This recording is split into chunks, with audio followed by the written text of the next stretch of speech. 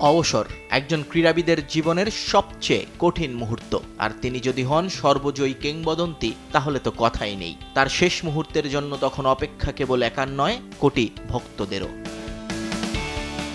ক্রীড়া বিশ্বে যে কজন কিংবদন্তি বিদায় নিয়েছেন মাঠ থেকে, তাদের সবার অবসরগুলো যে সমর্থকদের স্মৃতিতে গেঁথে আছে তা কিন্তু নয়। প্রচণ্ড গতিশীল এই পৃথিবীতে মনে রাখার সময়টাই বা কই, কিন্তু কেউ কেউ হন বিশেষ।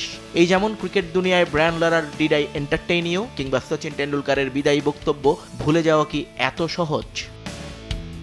পুরো ফুটবল বিশ্ব এবার অপেক্ষায় এমনই আরেক বিদায় দেখার। লিওনেল মেসি, তর্কযোগ্য বলেন বা তর্কাতীতভাবে বলেন, পৃথিবীতে তার চেয়ে ডেকোরেটেড ফুটবলার হয়তো এসেছেন অনেকেই, কিন্তু সর্বকালের সেরা গল্পটায় তিনি একেবারেই একা। সেটা একান্তই তার রাজত্ব। আর এই জাদুকরের অপেক্ষা এবার বিদায় বলবার। 2026 বিশ্বকাপের আগে নিজের ঘরের মাঠে ভেনেজুয়েলার বিপক্ষে শেষ ম্যাচ খেলবে আর্জেন্টিনা। ধারণা করা হচ্ছে সেটাই হবে বুয়েন্স এইরেসে মেসির লাস্ট ড্যান্স।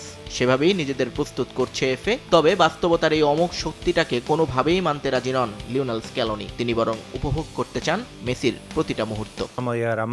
লিওনেল মেসি যতদিন আছে আসুন আমরা উপভোগ করি।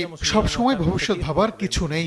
এর চেয়ে তিনি যতদিন মাঠে আছেন আমাদের উচিত মুহূর্তগুলো সেলিব্রেট করা। সে অবসর নিবে কিনা আর খেলবে কিনা সিদ্ধান্তগুলো মেসির নিজের।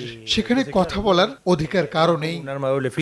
টিএনটি স্পোর্টসকে দেয়া সাক্ষাৎকারে মেসিকে ছাড়াও ফিনালিসিমা নিয়ে কথা বলেছেন স্ক্যালোনি। আরও একবার নিজের মত প্রকাশ করতে গিয়ে ম্যাচটা খেলার বিষয়ে নেতিবাচক মনোভাব প্রকাশ করেছেন আর্জেন্টাইন বস। দেখুন, আমি আগেও বলেছি বিশ্বকাপের কদিন আগে এই ম্যাচ আমি খেলতে চাই না। এটা যদি এতই গুরুত্বপূর্ণ হয় ফিফার কাছে, তাহলে আরো আগে আয়োজন করা উচিত। বিশ্বকাপের 2 মাস আগে এমন গুরুত্বপূর্ণ ম্যাচ খেলার পক্ষে আমি নই। 2026 বিশ্বকাপ শিরোপা ধরে রাখার মিশন আর্জেন্টিনার জন্য। তবে যুক্তরাষ্ট্রের আবহাওয়া নিয়ে এখনও দ্বিধায় স্ক্যালোনি। কাজটা সহজ হবে না বলেই মনে করেন তিনি। একই সঙ্গে বিশ্বকাপের পর আলবিসেলেস্তেদের ডাগ আউটে দাঁড়ানো নিয়েও নিতে পারেননি কোনো সিদ্ধান্ত। নিয়ন মোহাইমেন, সময় সংবাদ।